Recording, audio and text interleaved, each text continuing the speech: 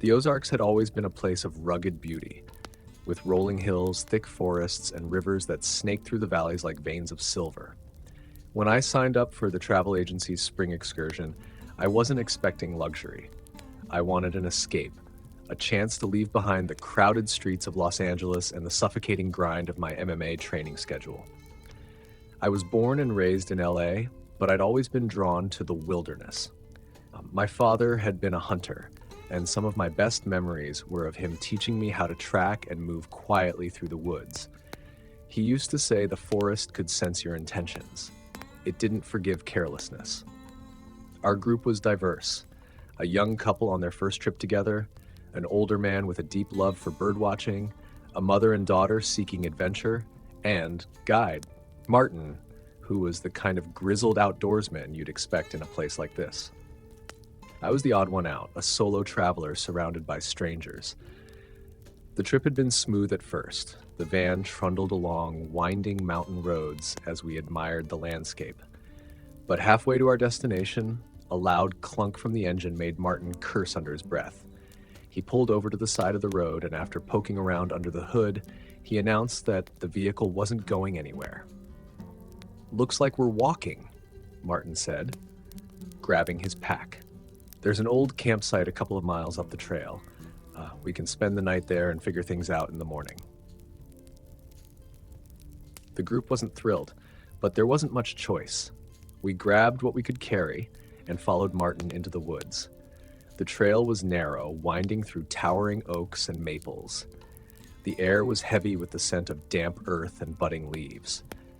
By the time we reached the campsite, the sun was dipping below the horizon, painting the sky in hues of orange and purple.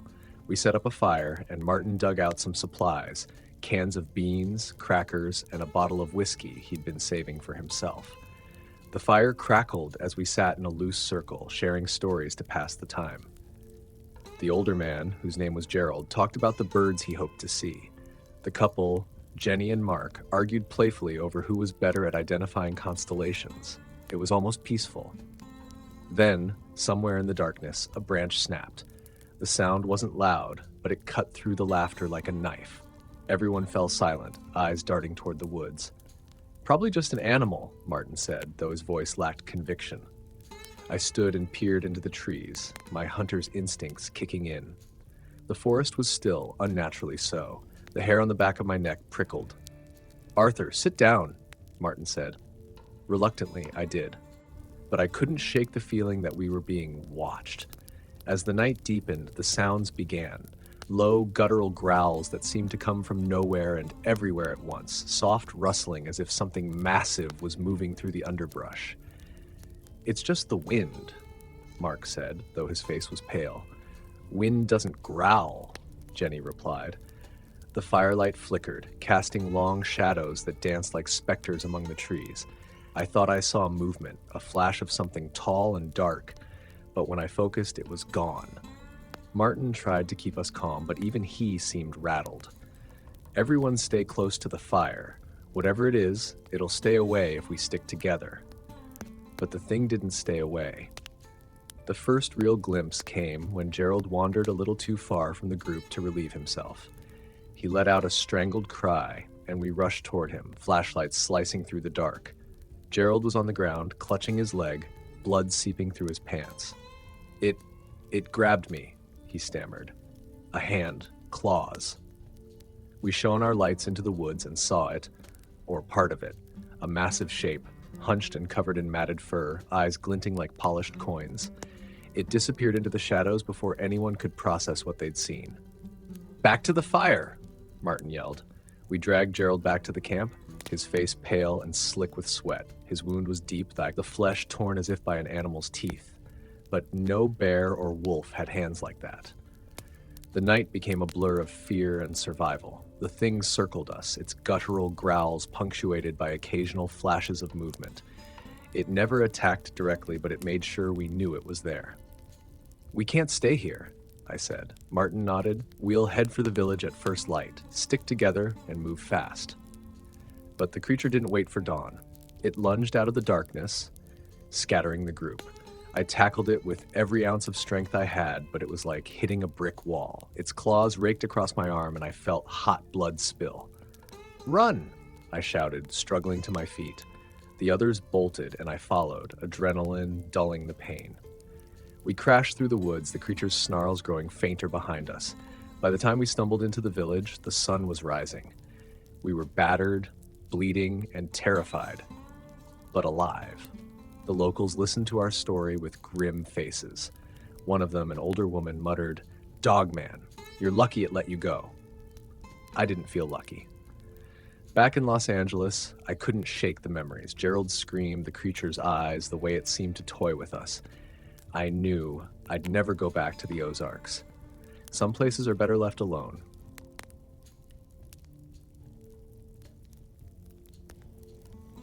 You know how some places just have a heaviness about them, like the air is thick with something you can't see but can feel? That's the kind of place Nick Cavill's house was. He moved up to northern Wisconsin from New Orleans, trading the humidity and jazz for a quiet, remote cabin surrounded by thick woods. It was supposed to be his sanctuary, a place to get away from the IT job that kept him hunched over a screen all day, and to spend his free time painting tiny Warhammer 40K figures. He told me he'd heard stories about the area when he first moved in. Old folklore about creatures lurking in the forests. He thought it was just locals trying to scare the city guy. And honestly, I probably would have thought the same thing, until I heard what happened to him. That spring night was stormy, the kind of weather where the wind howls through the trees and the rain comes down in sheets, making the whole world feel smaller.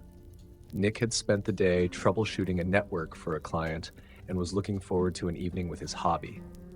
His cabin was cozy, the wood stove crackling as he put the finishing touches on an Imperial Guard sergeant. But around sunset, the power went out. Not unusual for the area, especially during a storm. Nick grabbed a flashlight, muttering about having to find the breaker in the dark. He didn't realize the first odd thing until later, how quiet the woods had gotten, the usual symphony of frogs and insects completely gone. As he fiddled with the fuse box outside, he thought he saw something move in his peripheral vision, a shadow slipping between the trees. He froze, shining his flashlight toward the woods. Nothing, just the rain dripping from the branches. Still, he couldn't shake the feeling that he was being watched. He hurried back inside, locking the door behind him. The fire cast long, flickering shadows, and the cabin felt smaller, like the walls were closing in. Nick tried to focus on painting, but his hand kept shaking. Then came the sound, a faint scraping at the window. Nick spun around, the brush clattering to the floor. At first, he thought it was a branch, but the pattern was too deliberate, like something testing the glass. He crept toward the window, his heart pounding so loud he swore it would give him away. When he pulled the curtain aside, there was nothing there, just the storm. But as he turned away, the scraping moved to the back door. Nick wasn't the kind of guy to scare easily. He'd grown up in New Orleans, where the streets could be more dangerous than any wild animal. But this wasn't some drunk neighbor or stray dog. This was something else. He grabbed a hunting knife from the kitchen, when left his only real weapon, and stood by the fire, listening. The scraping stopped, replaced by a low, guttural growl. Nick's grip tightened on the knife. He wasn't imagining it now. Then he saw it, or part of it. The thing was standing at the edge of the woods, just outside the ring of light from his cabin. Tall, hunched, and gaunt, its limbs too long, its eyes reflecting the firelight like twin embers. Nick couldn't make out details through the rain, but he knew it wasn't human. The creature didn't charge, it just stood there, watching, stalking. Nick backed away from the window, his mind racing. He remembered the stories he'd brushed off, whispers about the Wendigo, an emaciated figure born from greed and hunger, a predator of the Northwoods. He spent the rest of the night pacing the cabin, jumping at every noise. The creature didn't try to break in, but its presence was a constant weight pressing down on him. By dawn, the storm had eased, and Nick decided he couldn't stay. He packed what he could carry, a flashlight, the knife, some food, and stepped outside. The woods were drenched, the air thick with the smell of wet earth. He could feel the creature watching, even if he couldn't see it. He headed toward his car, parked a mile down a dirt road. The walk felt endless, every rustle of leaves and snap of twigs sending his heart into overdrive. At one point, he thought he saw it again, a flash of movement between the trees. Nick quickened his pace, his boots squelching in the mud. He thought about calling for help, but dismissed it. There was no signal out here. When he reached his car, the relief was overwhelming. But as he fumbled with the keys, he heard the growl again, closer this time. He turned to see the creature emerging from the woods, its form fully visible in the dim morning light. Its face was skeletal, its body impossibly thin, but powerful. Nick didn't wait. He threw himself into the car, slamming the door shut as the creature lunged. Its claws scraped against the window, leaving deep gouges in the glass. He started the engine and tore down the road, the tires kicking up mud and gravel. When he finally reached the nearest town, Nick was shaking so badly he could barely speak. The locals didn't seem surprised when he described what happened. One of them, an old man, simply said, "You're lucky it let you go, for most don't get that chance." Nick moved out of Wisconsin not long after. He sold the cabin and never looked back. He doesn't talk about what happened much, but when he does, his eyes have this haunted look, like part of him never really left those woods. Some places, he says, just aren't meant for people.